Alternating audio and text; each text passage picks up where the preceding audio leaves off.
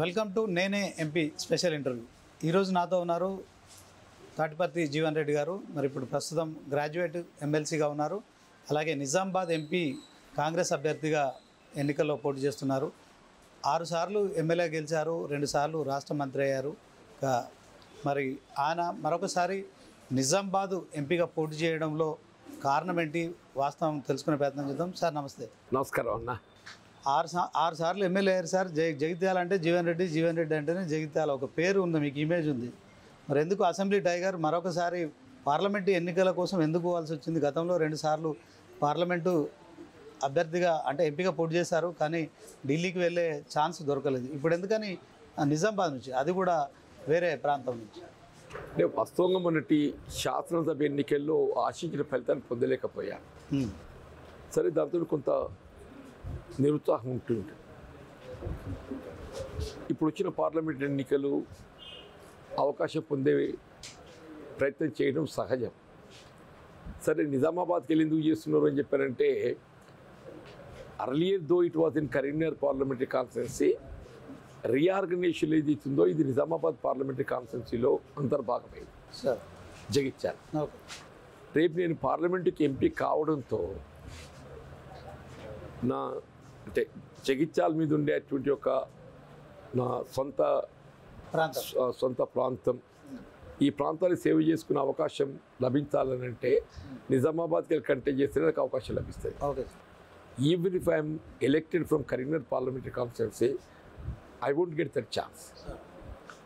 నాకు జగిత్యాలపై ఉండే అభిమానంతో, ఈ ప్రాంత ప్రజానీకానికి నాపై ఉండే అభిమానంతో సరే నా జీవితంలో చివరికి వచ్చాను. నేను ఇంతకాలం నాకు రాజకీయ జన్మనిచ్చినటువంటి ఒక ప్రాంతం జగిత్యాల. ఈ చివరి దశలో ఏదైతుందో ఈ ప్రాంతాన్ని సేవ చేయాలనేటువంటి తలంపు ఉండడం సహజం. సార్, ఇప్పుడు 100 రోజుల్లో మీరు 6 గ్యారంటీలు అమలు చేస్తామని ఏదైతే మేనిఫెస్టో రిలీజ్ చేసిన సమయంలో చెప్పారు, కానీ 6 గ్యారంటీలు అమలు చేయడంలో మీరు విఫలమైపోయారని విపక్షాలు విమర్శిస్తారు. ఇప్పుడు ప్రతిపక్షం ఉన్నప్పుడు ఏదో ఒకటి మాట్లాడాలి. వాస్తవంగా ఎన్నికల ప్రణాళిక అనేది ఏదైతున్నదో దాన్ని అమలు చేయటానికి కొన్ని నిర్దిష్టమైనటువంటి ఒక కార్యాచరణ ఉంటాయి. Out of 6 guarantees already we have implemented 4 guarantees. ఇవాళ మహిళలకు, ఆడబిడ్డలకు ఉచిత రవాణా సౌకర్యం, 500 రూపాయలకి గ్యాస్ సిలిండర్ సౌకర్యం కల్పింప చేయటం, 200 యూనిట్ల వరకు ఏదైతుందో గృహ అవసరాలకు 0 బిల్లింగ్, ఉచిత విద్యుత్తు, ఇవాళ 10 లక్షల రూపాయల వరకు ఏదైతుందో ఉచిత వైద్య సదుపాయం, రాజీవ్ ఆరోగ్యశ్రీ, ఈ 4 ఏదైతే పూర్తి స్థాయిలో అమలు చేయబడ్డాయి. ఇలా హౌసింగ్ ప్రోగ్రామ్ సంబంధించి ఆల్రెడీ ప్రభుత్వం నిర్ణయం తీసుకునేది ప్రతి నియోజకవర్గంలో 3500 ఇళ్ళు నిర్మాణం చేపట్టాలని చెప్పని ఆ లబ్ధిదారులను గుర్తింపు చేయడానికి ఏదైతుందో జిల్లా కలెక్టర్ గారులకు ఆదేశాలు కూడా జారీ చేయడం జరిగింది. 5వ ప్రోగ్రాం. 6th ప్రోగ్రాం రుణమాఫీకి సంబంధించి కూడా ఏదైతున్నదో రైతు చెల్లించాల్సినటువంటి ఒక రుణం అప్పు రైతు చెల్లించవలసిన అవసరం లేకుండా ప్రభుత్వం ఆ అప్పును బ్యాంకర్ నుండి బదలాయింపు చేసుకొని, అంటే రైతు నుండి బదలాయింపు చేసుకొని బ్యాంకర్ నుండి ప్రభుత్వం బ్యాంకర్కు పూచీకత్తు ఉండి రేపు ఖరీఫ్ పంట నాటికి అంటే బై 15th ఆగస్ట్ అమలు చేయాలనే విధంగా ఏదైతుందో కార్యక్రమాన్ని రూపొందించి ముందుకు పోతుంది. కాంగ్రెస్ వస్తేనే కరువు వచ్చింది, కరెంటు కష్టాలు వచ్చినాయని చెప్పి కూడా బీఆర్ఎస్ పార్టీ చెప్తుంది. దీనికి ఏం చెప్తారు? కరెంటు కష్టాలు ఎక్కడున్నా మాకైతే కనబడటం లేదా? ఇప్పుడు అన్నోని కనబడితే నాకు తెలియదు, కానీ జనానికైతే కనబడటం లేదు. గత సంవత్సరం కంటే ఈ సంవత్సరం 10% విద్యుత్ ఎక్కువ వినియోగమైంది. గత సంవత్సరం కంటే ఈ 4 మాసాలలో ఒక 10% విద్యుత్తు అధికంగా వినియోగమైంది. అది వ్యవసాయ రంగమే కానీ గృహ అవసరాలు కానీ చెప్పంటారు. సరే, కరువు అనేది మన చేతులు లేదు, ప్రకృతి వైపరీత్యం. అదే ప్రకృతి వైపరీత్యం. అది రాష్ట్రంలో ఇప్పుడు రైతుల పొలాలు 20 లక్షల ఎకరాలకు పైగా ఎండిపోయినాయి. దానికి పూర్తిగా కాంగ్రెస్ ప్రభుత్వం చేసిన ఏదైతే ప్రణాళిక లోపం అని చెప్పి కూడా అది అన్నడుగు తెలియాలి. 20 లక్షల ఎకరాలు అనేది ఎక్కడ ఎండిపోయిందో. సరే, వాస్తవంగా కూడా కొంత ఎండిపోయిన మాట వాస్తవం కావచ్చు. అదో 10,000 20,000 ఎకరాలు ఉంటుంది. It's less than 1 lakh. సరే కారణం ఏదైనా కానీ పంట నష్టపోయిన రైతాంగాన్ని ఆదుకోవడం ప్రభుత్వం బాధ్యత భావిస్తున్నది. అంటే బీఆర్ఎస్ బీజేపీ రెండు పార్టీలు కూడా మీరు రావడంతోనే కరువు వచ్చిందనే ఇప్పుడు కామన్ సెన్స్ ఉండాలి మాట్లాడేటోడికి. ప్రకృతి వైపరీత్యానికి ప్రభుత్వం బాధ్యత అంటే ప్రభుత్వం ఏది ఇస్తుందో ప్రకృతి వైపరీత్యాలతో కరువు వచ్చినా కానీ ఇబ్బందులు ఎదురైనా కానీ రైతాంగానికి అండగా ఉంటుంది. ఏదైతే పంట నష్టపోయిన రైతాంగాన్ని ఆదుకోవటానికి కొరకు ఏది ఇస్తుందో నష్టపోయిన పంటకు ప్రతి ఎకరానికి 10,000 రూపాయల పరిహారం ఇస్తుంది. గత ప్రభుత్వం ఎన్నో రూపాయలు ఇచ్చిన దాఖలా లేదు. ఇలా పంటల బీమా పథకం అమలు చేయలేకపోవడంతో ఈ సమస్య ఉత్పన్నమైంది. పంటల బీమా పథకం అమలు చేయబడలేకపోవడానికి కారణం ఎవరు? వీళ్ళ గతంలో అధికారంలో ఉన్న రాష్ట్ర ప్రభుత్వం, దానికి తోడు కేంద్ర ప్రభుత్వం. ఇలా కాంగ్రెస్ పార్టీ ఏదైతే భవిష్యత్తులో ఇటువంటి పరిస్థితి ఉత్పన్నమైనట్టయితే పంటల బీమా పథకం రైతు బీమా ప్రీమియం చెల్లించాల్సిన అవసరం లేకుండా రైతే చెల్లింపు చేసి ఇలా పంటల బీమా పథకాన్ని అమలు చేయాలని తలస్తున్నారు. దాంతో ఏదైతే ఎక్కడైనా పంట నష్టపోతే పూర్తి స్థాయి లోపల పరిహారం లభ్యం చేయబడే విధంగా. అంటే ఇప్పుడు కాళేశ్వరం ప్రాజెక్టు విషయంలో మీరు బీఆర్ఎస్ హయాంలో నిర్మించిన ప్రాజెక్టును నిర్వీర్యం చేస్తున్నారు. సో ఖచ్చితంగా బీఆర్ఎస్ ప్రభుత్వం మీద ఈ నెపం పెట్టడానికే మీరు ప్రయత్నిస్తున్నారు. రైతుల కష్టాలు కావచ్చు, సాగునీటి కష్టాలు, ప్రజల తాగునీటి కష్టాలు కూడా మీరు పట్టించుకోవట్లేదండి. అంటే ఇప్పుడు నెట్టు నాకు అర్థం కావటం లేదు. కృంగిపోయేది వాస్తవం కాదా? కృంగిపోయినప్పుడు ఏదైతుందో అందులో నిలువ ఉన్న నీటిని గోదావరికి వదిలింది ఎవరు? అప్పటి టీఆర్ఎస్ ప్రభుత్వం కాదా అని చెప్పంటూ నువ్వు నిజంగా ఏ రివర్స్ పంపింగ్ అని చెప్పని పేర్కొన్నావో ఆ రివర్స్ పంపింగ్ ద్వారా ఏదైతుందో ఇన్స్టీడే కృంగిపోయినటువంటి పరిస్థితులలో నీటి క్రిందికి వదలకుండా ఎగువ పంపింగ్ చేస్తే అయిపోతుండే కదా. నువ్వు చేసిన తప్పిదాన్ని ఏదైతుందో ఇవాళ అధికారానికి వచ్చిన కాంగ్రెస్ పార్టీ మీరు ఉద్దానికి ప్రయత్నం చేస్తే ఎట్లా చెప్పు నాకు? అంటే నోటిలో పళ్ళు అంటే ఒకటి రెండు పుచ్చిపోతే మనం మొత్తం తీసుకోలేము కదా అని కేసీఆర్ అంటున్నారు. ఇప్పుడు దాన్ని ఏ విధంగా మరమ్మతులు చేయాలి అనేది పరిశీలిస్తుంది. అది ఏ విధంగా మరమ్మతులు చేయాలనేది పరిశీలిస్తున్నా చెప్పంటూ నేను ఇంకొక నిర్ణయానికి రాలేదు. దానిలో జ్యుడిషియల్ ఎంక్వైరీ నియామకం చేయడం జరిగింది. జ్యుడిషియల్ ఎంక్వైరీ కొనసాగుతున్నది. అసలు వాస్తవ పరిస్థితులు ఏంటి, దాన్ని ఏ విధంగా వినియోగంలోకి తీసుకొచ్చే అవకాశం ఉంది పరిశీలిస్తున్నారు. తప్పకుండా వినియోగం తీసుకురావడానికి ప్రయత్నం చేస్తారు. ప్రతిరోజు కొన్ని వేల క్యూసెక్కులు పూర్తి స్థాయిలో గోదావరిలో పోతున్నాయి. సో వీళ్లకు కన్నపల్లి నుంచి పంపింగ్ చేసుకుంటే ఇప్పుడు తాగునీటి కష్టాలకు సాగునీటి కష్టాలు చెక్ పెట్టచ్చని కేసీఆర్. బేసిక్ ఏదైతుందో పంపింగ్ చేయాలనంటే నీకు మేడిపల్లి పైకి వస్తేనే పంపింగ్ చేయవచ్చు, లేదు పంపింగ్ చేసే స్కోపే లేదు. పంపింగ్ చేసే స్కోప్ పంపింగ్ ఎందుకు చేయరా? అంటే గోదావరిలో వృధాగా పోతున్న వాటర్ కన్నపల్లి పంపింగ్ అనేది ఏదైతుందో ఆ వాటర్ పంపింగ్ చేయడానికి స్టోరేజ్ ఉండాలి, లిమిటెడ్ స్టోరేజ్ ఉండాలి. ఆ లిమిటెడ్ స్టోరేజ్ చేసే స్కోప్ లేదు ఇవాళ. ఆ లిమిటెడ్ స్టోరేజ్ చేసే స్కోప్ లేదంటూ నేను. ఆ లిమిటెడ్ స్టోరేజ్ చేసే స్కోప్ ఉన్నా బాగుంటుండే. మిత్రుడు ఏదైతే గోదావరిలో వృధా పోతుంది నీరు అంటే వృధా పోవటానికి కారకుడు ఎవరు? కేసీఆర్ కాదా? ఆయన వైఫల్యం ఈ పరిస్థితి ఎదురవుతుందని చెప్పంటూ నేను. ఏ పరిస్థితుల్లో నేను ఏదైతుందో కాళేశ్వరం ప్రాజెక్ట్ ఏ మేరకు దాన్ని తిరిగి వినియోగం తీసుకొచ్చే అవకాశం ఉందో పరిశీలిస్తాం. తప్పకుండా దాన్ని వినియోగం తెచ్చే అవకాశం మనం పొందగలిగితే తిరిగి మరమ్మతు చేయడం జరుగుతుంది. సోనియా గాంధీ గారు తెలంగాణను ప్రత్యేక రాష్ట్రాన్ని ప్రకటించారు. అప్పుడు కేంద్రంలో అధికారంలో ఉన్నారు. మీరు 10 ఏళ్ళు మాత్రం కొంత మరి ప్రతిపక్షంలో ఉన్నారు, ఇప్పుడు ప్రభుత్వంలో ఉన్నారు. దీనికి సంబంధించి ఓవరాల్గా ఇప్పుడున్న ఎన్నికలు వచ్చాయి, లోక్సభ ఎన్నికలు వచ్చాయి. అంటే షార్ట్ టర్మ్లో మీకు లోక్సభ ఎన్నికలు వచ్చినాయి. సో ఈ ఎన్నికల్లో మీరు 14 సీట్లు గెలుస్తామని చెప్తున్నారు. వాస్తవానికి ఈ ఎన్నికల్ని రిఫరెండంగా తీసుకుంటారా? Definitely, why not? సీఎం గారు పేర్కొన్నారు ఇది మా పాలన పట్ల రెఫరెండం అని చెప్పని. ఇది మా పాలన పట్ల రెఫరెండం అని చెప్పి పేర్కొన్నారు. Definitely will get. మేము వాళ్ళలాగా కాదు, definitely will get. Okay sir, రాష్ట్రంలో మీకు బీజేపీతో ప్రధాన పోటీ ఉంటుందా, బీఆర్ఎస్ పార్టీతో ఉంటుందా? సరే, ఇది జాతీయ స్థాయి ఎన్నికలు కాబట్టి వచ్చే బీజేపీతో ఉండే అవకాశం ఉంది. అదే బీఆర్ఎస్ పార్టీ చతికిల పడిపోయింది. పోటీ ఎవరితో అనేది ప్రధానం కాదు. మరి మేము మొదటి కూడా బీఆర్ఎస్ బీజేపీ రెండు ఒకే పార్టీగా మేము భావిస్తున్నామే.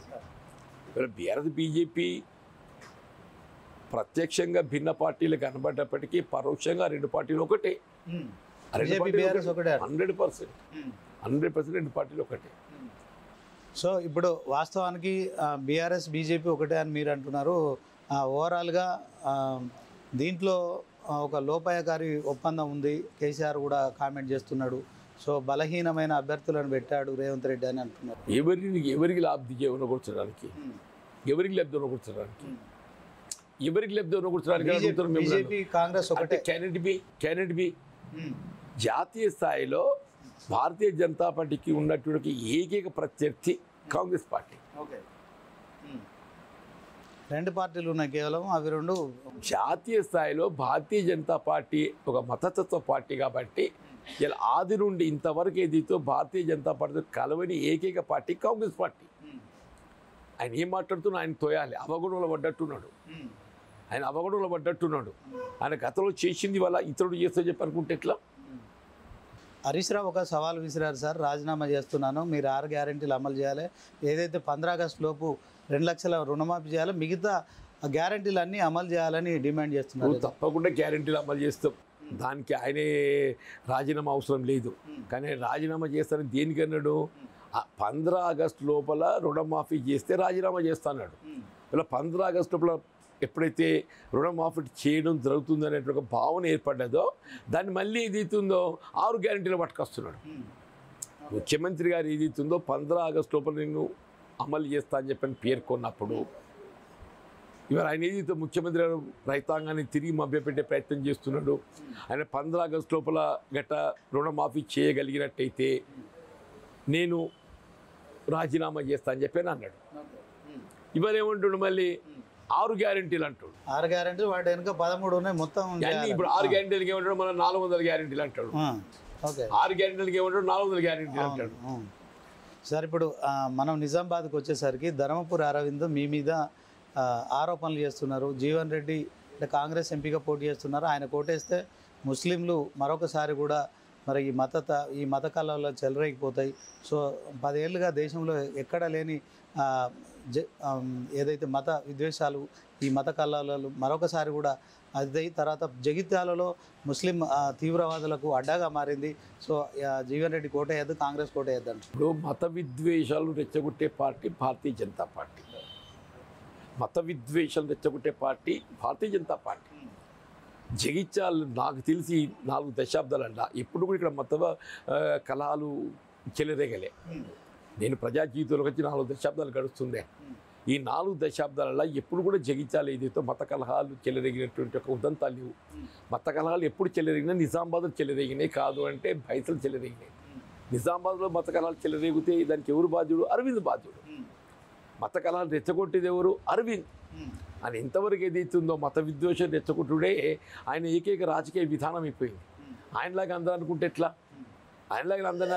అని చెప్పి అంటున్నాను నేను. అంటే మరొకసారి కూడా మోడీకే ఓటేయాలి మీరు ఖచ్చితంగా అని చెప్పి కూడా బీజేపీ ఎంపీ అభ్యర్థులు, ఇందులో ముఖ్యంగా ధర్మపురి అరవింద్ మాత్రం ఖచ్చితంగా ప్రజలను అడుగుతున్నాడు. అంటే మోడీకి ఎందుకు ఓటేయాలి? ఇప్పుడు ఆయన అధికారానికి వచ్చి 10 సంవత్సరాలు గడిచిందే.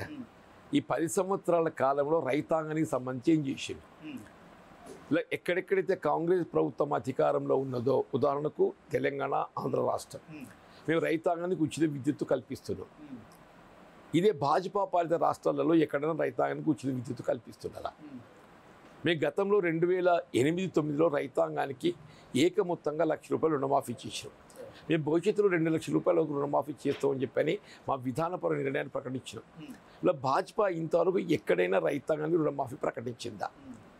ఇలా కాంగ్రెస్ పార్టీ ఏదైతుందో కేవలం రైతాంగం మీద రైతు కూలీలకు ఏదైతుందో ఉపాధి కల్పించబడే విధంగా ఉపాధి హామీ పథకాన్ని రూపొందించింది. మరి ఇవాళ ఏ పల్లెటూరు పొండి, ఏ గ్రామీణ ప్రాంతం పొండే ప్రతిరోజు అనునిత్యం 100ల సంఖ్యలో ఏదైతుందో ఆడబిడ్డలు ఉపాధి హామీ కూలీతో ఉపాధి పొందుతున్నారు. ఈ కార్యక్రమం రూపొందించింది కాంగ్రెస్ పార్టీ అని చెప్పి అంటున్నాను. ఇవాళ ఏదైతుందో ఒక ఎకనామిక్ పాలసీ ఉండాలి. అసలు భాజపాకు ఎకనామిక్ పాలసీ అంటూ ఉన్నదా అని చెప్పి అంటున్నాను. నీకు రైతాంగం కానీ రైతు కూలీలే కానీ వీళ్ళ అవసర పెన్షన్ సమకూరుస్తుండే నిరుపేద వర్గాలకు. అందులో ఏదైతుందో 2014లో అధికారానికి వచ్చినాడు భాజపా, ₹200 వాళ్ళ భాగస్వామ్యం ఉండేనే. 10 సంవత్సరాలు గడిచింది. ఇవాళకి కూడా ఈ ఆసర పెన్షన్లలో కేంద్ర ప్రభుత్వం యొక్క భాగస్వామ్యం ₹200. రేస్ట్ 1800 ఏదైతే రాష్ట్ర ప్రభుత్వం భరిస్తున్నది. అంటే నిరుపేద వర్గాల పట్ల ఎవరికి చిత్తశుద్ధి ఉన్నది. దీన్ని బట్టి తెలిసి వస్తుంది కదా.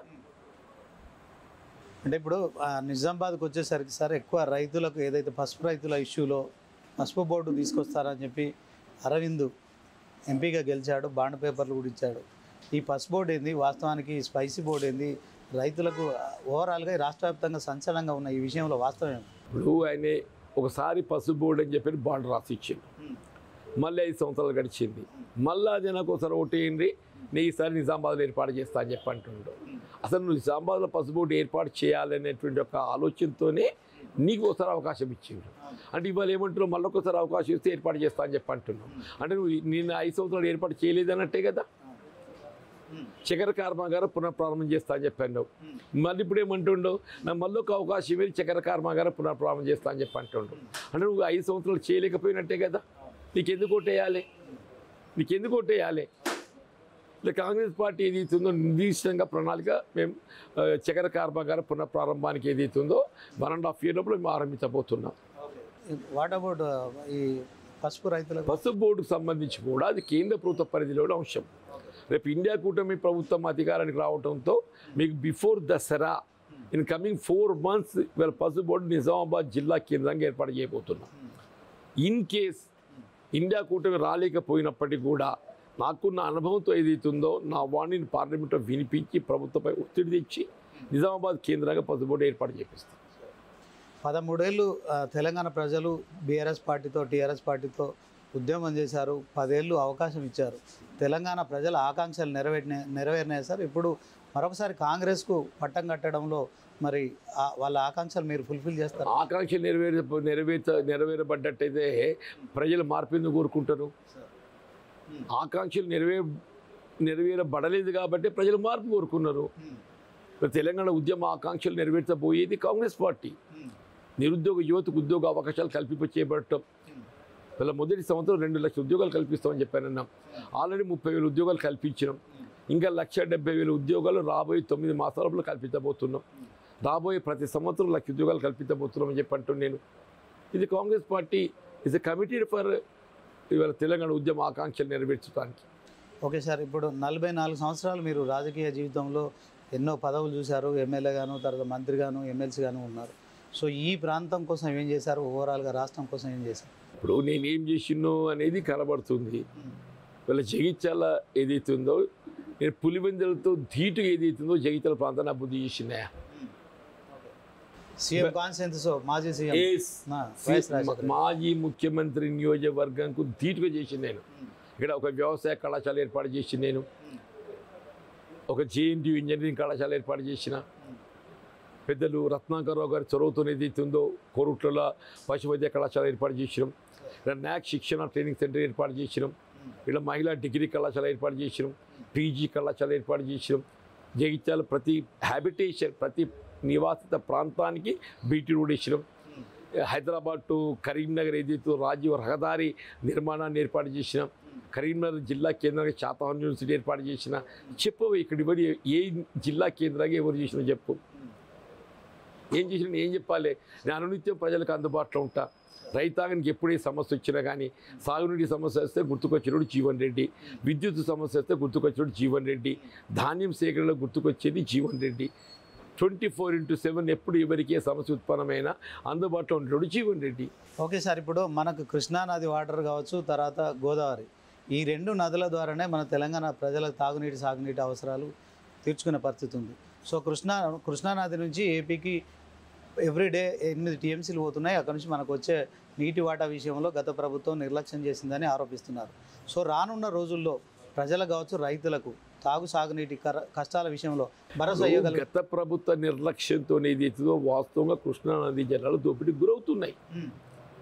దాన్ని ఏ విధంగా నిరూపింపు చేయాలనేది ఇప్పుడు ఈ ప్రభుత్వ బాధ్యత. Definitely will make attempt to stop ఇవాళ ఈ అక్రమ జల రవాణా చెప్పంటూ నేను త్రాగునీరే కానీ సాగునీరే కానీ పూర్తి స్థాయిలో కల్పింపు చేయడం కాంగ్రెస్ పార్టీకి ఆలోచన విధానం. ఇలా ఉమ్మడి రాష్ట్రంలో కానీ తెలంగాణ రాష్ట్రంలో కానీ జల వనరులు ప్రాజెక్టుల నిర్మాణం చేసింది కేవలం కాంగ్రెస్ పార్టీ. మీ పోచంపాడు ప్రాజెక్ట్ కానీ, నాగార్జున ప్రాజెక్ట్ కానీ, LMD లోయర్ మాన డ్యామ్ కానీ మీరు ఏ ప్రాజెక్టుని తీసుకోండి చెప్పంటూ నేను వేరే ఏ ప్రభుత్వం చేయలేదు, చేయగలిగేది చేసే ఆలోచన ఉన్నది కాంగ్రెస్ పార్టీ మాత్రమే. అంటే యువత మాత్రం ఉద్యోగాల విషయంలో తీవ్ర నిరాశ నిస్పృహలతో ఉన్నారు సార్. మన Exactly. ఉత్తర తెలంగాణకు సంబంధించి మీలాంటి నాయకులు కొంత మరి యూత్కి ఏం చెప్పగలుగుతారు? కాంగ్రెస్ అధికారంలోకి వచ్చింది, వాస్తవంగా నిన్నటి వరకు అధికారంలో ఉన్నటువంటి ఒక జాతీయ స్థాయిలో భారతీయ జనతా పార్టీ, రాష్ట్ర స్థాయిలో తెలంగాణ రాష్ట్ర సమితి నిరుద్యోగ యువతను నిరాశ నిస్పృహలకు గురి చేసింది. ఆ నిరుద్యోగ యువతకు ఉద్యోగోపాధి అవకాశాలు కల్పింపజేయడం ప్రస్తుతం కాంగ్రెస్ పార్టీ బాధ్యత. దానికి ఒక ప్రణాళిక రూపొందించాం. ఇప్పుడు మొదటి సంవత్సరం 2 లక్షల ఉద్యోగాలు కల్పిస్తున్నాం. రాబోయే 4 సంవత్సరాల 1 లక్ష చొప్పున కల్పిస్తున్నాం. అంటే 5 సంవత్సరాల కాలంలో 6 లక్షల ఉద్యోగాలు ప్రభుత్వ పరం కల్పించబోతున్నాం. ప్రైవేట్ సెక్టర్లో కూడా ఏదైతే స్వయం ఉపాధి పథకాలు కల్పించబోతున్నాం. నిరుద్యోగ యువతకు ఏదైతుందో అండగా నిలబడబోయేది కాంగ్రెస్ పార్టీ అని చెప్పంటున్నా. గత ప్రభుత్వాలు వైఫల్యం చెందినాయి. గత ప్రభుత్వ నిర్లక్ష్యం వల్ల యువత ఏదైతుందో నిరాశ నిస్పృహలు లోనైనరు. ఇలా కాంగ్రెస్ పార్టీ వేరే ఉద్యోగ అవకాశాల కల్పనకి ఏదైతుందో ప్రాధాన్యత ఇస్తుంది. కేటీఆర్ ఈ మధ్యకాలంలో ఒక కామెంట్ చేస్తున్నారు సార్ రెగ్యులర్గా. సెంట్రల్లో కాంగ్రెస్ పార్టీకి 100-150 సీట్లు వస్తున్నాయి, బీజేపీకి 200 మించబోవు, ఖచ్చితంగా మరొకసారి ప్రాంతీయ పార్టీలు కీలకంగా మారబోతున్నాయని చెప్తున్నారు. కావచ్చు కానీ ఏదైతుందో తెలంగాణ రాష్ట్రంలో బీఆర్ఎస్ అయితే ఉనికి కోల్పోతుంది. అక్కడ ఏదైతుందో కాంగ్రెస్ పార్టీ అనేది సోన్ ప్రభుత్వం ఏర్పాటు చేస్తుందని మేము కూడా భావిస్తలేము. కాంగ్రెస్ పార్టీ ఇండియా కూటమిలో డిఎంకే కూడా భాగస్వామిగా ఉన్నది. దళితుతో ప్రాంతీయ పార్టీల సహకారం మేము కూడా పొందబోతున్నాం. ఇవాళ బీహార్ ఉంది, లల్లూ ప్రసాద్తో మేము కూటమి ఉన్నది. అరవింద్ కేజ్రీవాల్ ఉన్నాడు, మా కూటమిలో భాగస్వామి. డెఫినెట్లీ కూటమితో మేము అధికారానికి వస్తామని చెప్పంటున్నా. కానీ తెలంగాణ రాష్ట్రంలో ఏదైతే బీఆర్ఎస్ ఉనికి కోల్పోయింది. వాళ్ళ అకౌంట్ ఓపెన్ అయ్యేటువంటి అవకాశం లేదు. ఇప్పుడు నిజామాబాద్లో మాజీ సీఎం కేసీఆర్ కూతురు కవిత, ఎమ్మెల్సీగా ఉన్న కవిత జైలుకి వెళ్ళింది. సో దీంట్లో కాంగ్రెస్ పాత్ర ఉందని కూడా ఆరోపిస్తున్నారు సార్. దేనిలో పాత్ర ఉంది? ఆమె లిక్కర్ స్కామ్లోనా? ఆమె లిక్కర్ స్కామ్లో కాంగ్రెస్ పాత్ర ఉందా? దేనిలో పాత్రనే? దేనిలో పాత్ర? రేవంత్ రెడ్డి నరేంద్ర మోడీ వచ్చినప్పుడు బహిరంగంగా వేదిక మీద బడే బాయ్ అని సంబోధించారు. అంతకంటే ముందే ఆమె ఛార్జెస్ ఏదైతుందో గత 2 సంవత్సరాలుగా నానుతున్నాయి. మొన్నటి ఎన్నికల్లో ఏదైతే ఆమె అరెస్ట్ చేయకుండా బీజేపీ నష్టపోయిందనే భావనతో ఈ ఎన్నికలో అరెస్ట్ చేసింది. శాసనసభ ఎన్నికల్లో కవిత అరెస్ట్ చేయలేకపోవడంతో ఏదైతుందో వీళ్ళ బీఆర్ఎస్ బీజేపీ యొక్క వాళ్ళ ఒప్పందం ప్రజలలో చర్చకు వచ్చింది. దాంతో బీజేపీ నష్టపోయింది. ఇవాళ ఏదైతుందో మేము వీఆర్ నాట్ టుగెదర్ అని ఒక భావన కల్పించడానికి కవిత అరెస్ట్ చేసుకున్నారు వాళ్ళు. ఇక్కడ ప్రజలు విజ్ఞులు. ఇదంతా ఒక డ్రామా. తెలంగాణ సీఎం రేవంత్ రెడ్డిని కూడా జైలుకి పంపిస్తామని అరవింద్ కామెంట్ చేసింది సార్. వాడు ఏదైనా చేస్తాడు. ఎందుకు పోతాడు జైలుకు? ఆయనలాగా తప్పులు చేస్తాడు జైలు పోవటానికి. ఆయన ఎన్నడూ తప్పు చేయలేదు. అంటే శత్రువులంతా నీ పక్కనే ఉన్నారు. రాహుల్ గాంధీ మోడీ విషయంలో బడే బాయ్ అనే విషయంలో ఆయన రాష్ట్రానికి కేంద్రం నుండి పొందవలసినటువంటి ఒక సహకారం పొందటం లోపల మోడీ గారి యొక్క వారిని రాష్ట్రానికి వస్తే రిసీవ్ చేసుకున్నారు, మర్యాద చేసిండ్రు. సహజమది. మోడీ గారు ప్రధానమంత్రి, తెలంగాణ రాష్ట్రానికి వచ్చిండు. ఒక ముఖ్యమంత్రికి ఎదుగు ఆయన బాధ్యత. ఆయన నిర్వర్తించిండు. అంటే మీకు ఆ కేంద్రంలో డ్యామ్ షూర్ మెజారిటీ రావట్లేదు, మీరే ఒప్పుకుంటున్నారు? లేదే. ఇండియా కూటమి మెజారిటీ వస్తానని నేను. Okay sir. కేంద్రంలో Congress on its own there is no scope of getting majority అన్న. ఇండియా కూటమి మెజారిటీ వస్తుందని చెప్పాను నేను. ఓకే, కేంద్రంలో also part and parts of India కూటమి అని చెప్పాను నేను. Okay sir. కేంద్రంలో కాంగ్రెస్ అధికారంలో రాకపోతే ఒకవేళ ప్రతిపక్షంలో ఉన్న జీవన్ రెడ్డి ఈ యొక్క నిజామాబాద్ ప్రజల గొంతుగా వినిపిస్తాడా? నిజామాబాద్ కోసం ఏం చేస్తారు? నేను శాసన మండలి సభ్యుడిగా ఏం చేసానో అదే చేస్తాను. నేను శాసన మండలి సభ్యుడిగా గత 5 సంవత్సరాలు ఏదైతుందో రాష్ట్రంలో ఉన్న సమస్యలు అన్నీ కూడా ఏదైతుందో శాసన మండలి వేదికగా ఏదైతుందో ప్రభుత్వంపై ఒత్తిడి తెచ్చిన. మీకు శాసన మండలిలో ఏ సమావేశం నిర్వహింపబడ్డా కానీ జీవన్ రెడ్డి యొక్క డిబేట్ లేకుంటే ఈ సమావేశం నిర్వహింపబడలేదు. Okay, tomorrow is in the parliament also. India కూటమి అధికారానికి వస్తుంది, సంతోషం. మేము ఒక బాధ్యత గల ప్రభుత్వం ఏదైతుందో ప్రజల మేలు కొరకు మా కార్యక్రమాలు అమలు చేస్తాం. ఈవెన్ అదర్వైజ్ ఆల్సో ఒక ప్రతిపక్ష నాయకుడిగా పార్లమెంట్ సభ్యుడిగా ఏదైతుందో ఈ ప్రజల పక్షాన నిలబడి ఏదైతుందో ప్రభుత్వంపై ఒత్తిడి ఇవ్వడానికి ప్రయత్నం చేస్తాం. ఓకే సార్, నిజామాబాద్ పార్లమెంటు ప్రజల కోసం జీవన్ రెడ్డి ఏం చేస్తాడు? ఒకసారి నిజామాబాద్ ఎంపీ అభ్యర్థిగా ఓటు చేస్తున్నారు, చెప్పండి. ఇప్పుడు నిజామాబాద్ జిల్లా కేంద్రం అంటే వాస్తవంగా ఏదైతే కరీంనగర్ నగరానికంటే పెద్ద నగరం, అది స్మార్ట్ సిటీగా ఎంపిక కాబడాలి. కేవలం అరవింద్ నిర్లక్ష్యంతో ఏదైతుందో అది స్మార్ట్ సిటీగా ఎంపిక కాబడలేదు. నేను నిజామాబాద్ నగరాన్ని స్మార్ట్ సిటీగా ఎంపిక చేపించి ఆడ నగరానికి కల్పించాల్సిన మౌలిక సదుపాయాలు అన్నీ కూడా కల్పింపజేస్తా అని చెప్పి అంటాడు. అట్లాగే Armoor to Adilabad railway line గట్ట దాన్ని పొడిగించగలిగినట్టయితే వేయగలిగినట్టయితే ఢిల్లీ లింక్ ఏర్పడుతుంది నార్త్ ఇండియాకు, ప్రయాణ సౌకర్యం మెరుగవుతుంది. వీళ్ళ Bodhan to Bidar railway line ఉన్నది, అంతెందుకన్నా ఇవాళ కరీంనగర్ వరకు నడుస్తున్న తిరుపతి రైలు ఉంది, దాన్ని నిజామాబాద్ వరకు పొడిగించినట్టయితే ఈ మధ్య ఉండేటువంటి ప్రాంతానికి తిరుపతి దర్శించుకొని తిరుమలేశ్వరం దర్శనం చేసుకుని అవకాశం ఏర్పడుతుందని చెప్పి అంటున్నాను. జగిత్యాలలో పాస్పోర్ట్ కేంద్రం ఏర్పాటు చేస్తాం, జగిత్యాలలో ఈపీఎఫ్ కేంద్రం ఏర్పాటు చేస్తాం, జగిత్యాలలో ఈఎస్ఐ ఆసుపత్రి ఏర్పాటు చేస్తామని చెప్పి అంటున్నాను.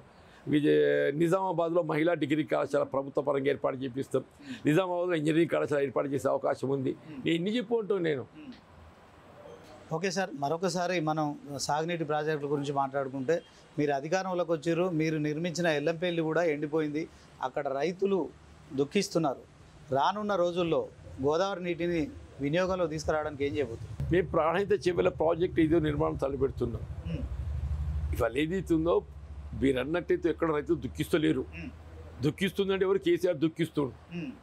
ఇంత కరువులో కూడా ఏదైతుందో కాంగ్రెస్ పార్టీ రైతాంగాన్ని ఆదుకుంటుంది, రైతాంగాన్ని కష్టం ఏదైతుందో కనబడకుండా చేస్తున్నది, ఎక్కడ నష్టపోయినా ఆదుకునే ప్రయత్నం చేస్తున్నది. మొత్తం రాష్ట్రం దుఃఖిస్తుంది ఎవరు అని చెప్పి కేసీఆర్ దుఃఖిస్తుంది. ఎవరు బాధపడాల్సిన అవసరం లేదు, రైతాంగానికి అండగా నిలబడబోయేది Congress party. We will stand by Congress party. మొత్తం ప్రాజెక్టులు అన్నీ ఏదైతుందో సాగునీటితో కలకలలాడతాయని చెప్పంటారు. మీరు బాధ్యత తీసుకుంటా అంటారా?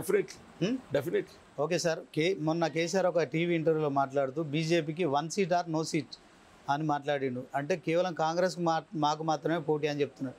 కావచ్చు, వెల్కమ్, మంచిదే. నేను కూడా ఆహ్వానిస్తా అంటున్నా. కేసీఆర్ కామెంట్ నేను కూడా ఆహ్వానిస్తా అంటున్నా. బీజేపీకి సీట్ రాదు అని చెప్పి నేను కూడా సంతోషపడతా. ఓకే, నిజామాబాద్లో మీకు ఎవరితో పోటీ చెప్పండి సార్. Let us see. ఇప్పుడేదో నిన్నటి వరకు అరవింద్ ఉన్నాడు పార్లమెంట్ సభ్యుడిగా, ఆయన మీద యాంటీ ఇంకంబెన్సీ వ్యతిరేకత కొట్టొచ్చినట్టు కనబడుతున్నది. ఆ వ్యతిరేకతతో నెగిన ఓటర్ ప్రభావితమైనట్టయితే కంటెస్ట్ అనేది జీవన్ రెడ్డికి బాజిరెడ్డికి పోవద్దనుకుంటుంది. ఈ ముస్లింల విషయంలో బీజేపీ చేస్తున్న ప్రచారాన్ని మీరు ఎలా? అదే ఏ ప్రచారమే లేదు అంటున్న వాళ్ళకు వాళ్ళు ఏదైతుందో వాళ్ళ బలహీనతను కప్పిపుచ్చుకోవడానికి కొరకు వీళ్ళ మత విద్వేషాలు ఎత్తుకుంటే ప్రయత్నం చేస్తున్నారు. ఇది వాళ్ళ బలహీనతను తెలియజేస్తుంది. వీళ్ళ ప్రజల్లో ఏదైతుందో అరవింద్ పట్ల కనబడుతున్న వ్యతిరేకతను అది చూపెడుతుంది. ఆ వ్యతిరేకతను కప్పిపుచ్చుకోవడానికి కొరకు ఏదైతుందో వీళ్ళ నిజామాబాద్ అభివృద్ధి గురించి చర్చించకుండా, చేపట్టే కార్యక్రమాల గురించి మాట్లాడకుండా మత విద్వేషాలు ఎత్తుకుంటే ప్రసంగాలు చేస్తున్నాడు.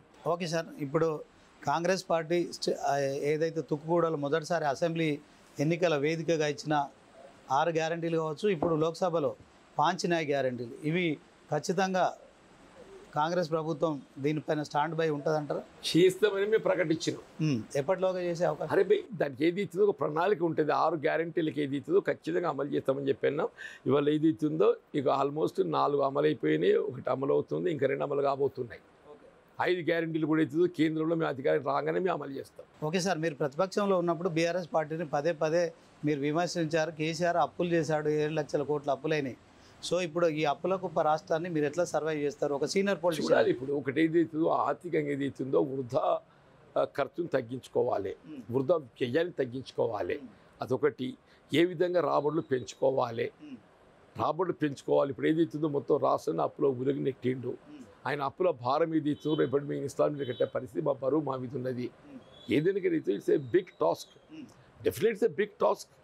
నేను ఈ ఎకనామిక్ పాలసీ ఏదైతే నువ్వు ఎట్లా చేస్తావు అని చెప్పి ఎట్లా చెప్తేనే మేము రాబడులు పెంచుకోవాలి, ఇలా ఉచిత ఏదైతే వేస్ట్ ఎక్స్పెండిచర్ తగ్గించుకోవాలి ప్రయత్నం చేస్తాం. మరొకసారి మోడీకే ఓటేస్తారు, దేశ ప్రజలంతా మోడీతోనే ఉన్నారని చెప్పి బీజేపీ నాయకులు చేస్తున్న ప్రచారం. మొన్నటిదా కేసీఆర్ గట్లే అనుకున్నాడు, మొన్నటిదాకా శాస్త్రసభ ఎన్నికల ఫలితాలు వచ్చేంత వరకు కేసీఆర్ గట్లా అనుకున్నాడు. రేపు కేంద్రంలో ఏదైతుందో పార్లమెంట్ ఎన్నికల ఫలితాలు వచ్చేంత వరకు వాళ్ళు గట్లా అనుకుంటారు. ఫలితాలు వచ్చిన తర్వాత వాస్తవం తెలిసి వస్తుంది. తెలంగాణలో కాంగ్రెస్కి ఎన్ని సీట్లు వస్తాయి సార్? దేశంలో ఎన్ని వస్తాయి చెప్పండి. తెలంగాణలో 15 సీట్లు వస్తాయి. 15 వస్తాయి. ఓకే, మిగతా 3 పార్టీలు ఒక్కొక్కటి కూడా ఎంఐఎంకు వస్తే ఒకటి ఎంఐఎంకు రావచ్చు, ఇంకోటి మరి అకౌంట్ ఓపెన్ చేస్తే టీఆర్ఎస్ ఓపెన్ చేస్తే తెలియదు, బీజేపీ ఓపెన్ చేస్తే తెలియదు. 15 సీట్లు కాంగ్రెస్కి వస్తాయి. ఓకే సార్, దేశంలో ఎన్ని వస్తాయి? దేశంలో డెఫినెట్లీ 150-200 మంది ఉంటాయి Congress on its own. Okay, అంటే మీరు ఇండియా కూటమితో ఖచ్చితంగా అధికారం 100%, 100% మన ఇద్దరం నువ్వు మళ్ళీ ఇంటర్వ్యూ చేయని చెప్తా. ఫస్ట్ ఇంటర్వ్యూ ఇస్తారా? తప్పకుండా. ఓకే సార్, ఖచ్చితంగా మీరు ఢిల్లీకి పోవాలని కోరుకుంటున్నా. All the best. సో ఎంపీగా మీరు ఫస్ట్ టైం అడుగు పెడితే కూడా చూడాలని, ఎందుకంటే మీరు ఒక అసెంబ్లీ టైగర్ ఉమ్మడి ఆంధ్రప్రదేశ్లో. సో మరొకసారి కూడా లోక్సభలో అదే వైఖరితో ఉండాలని. మరి ఇది ఇవాల్టి నేనే ఎంపీ కార్యక్రమం. మరి జీవన్ రెడ్డి గారు చెప్తున్నారు, నేను నిజామాబాద్కు కొత్త అయినప్పటికీ కూడా ఖచ్చితంగా నిజామాబాద్లో కొన్ని పరిష్కరించని చాలా అపస్కృత సమస్యలు ఉన్నాయి. సో వాటి పరిష్కారం చేయాల్సిన బాధ్యత నాకు ఉంటుంది ఖచ్చితంగా. ఎందుకంటే ఇప్పటికే గ్రాడ్యుయేట్ ఎమ్మెల్సీగా కూడా మరి నేను నా గళాన్ని వినిపించాను. అదే క్రమంలో పార్లమెంటు అభివృద్ధి కోసం నేను ఖచ్చితంగా కృషి చేస్తాను. ఎందుకంటే ఇప్పుడు గెలిచిన అరవింద్ కావచ్చు, గతంలో గెలిచిన ఎంపీ కవిత కావచ్చు, మరి నిజామాబాద్లో అభివృద్ధి చేయకుండా కేవలం రాజకీయాలు మాత్రమే చేశారు. దీంతో కొంత ఆ ప్రాంతం అంతా వెనుకబడ్డది. తర్వాత జగిత్యాలకు ఒక సీనియర్ లీడర్ అయినప్పటికీ పక్కనే మరి బైఫర్గేషన్లో జగిత్యాల కూడా ఎంపీ నిజామాబాద్ షిఫ్ట్ అయిన నేపథ్యంలో నా బాధ్యత ఉంది కనుక నేను నాన్ లోకల్ కాదు. ఖచ్చితంగా ఈ ఎన్నికల్లో మరి కాంగ్రెస్ పార్టీ 15 సీట్లు గెలుస్తుంది. నిజామాబాద్లో నేనే గెలుస్తాను. అలాగే రాష్ట్రంలో మరి ఏవైతే కాంగ్రెస్ ఇచ్చిన 6 గ్యారెంటీలు కావచ్చు, అలాగే మరి ఇక పార్లమెంటు ఎన్నికల మేనిఫెస్టో 5 న్యాయ గ్యారెంటీలు కూడా అమలు చేస్తాం. ప్రజలందరికీ తాగునీటి కష్టాలు కూడా సాగునీటి కష్టాలు లేకుండా కూడా చూసే బాధ్యత మాదని చెప్తున్నారు.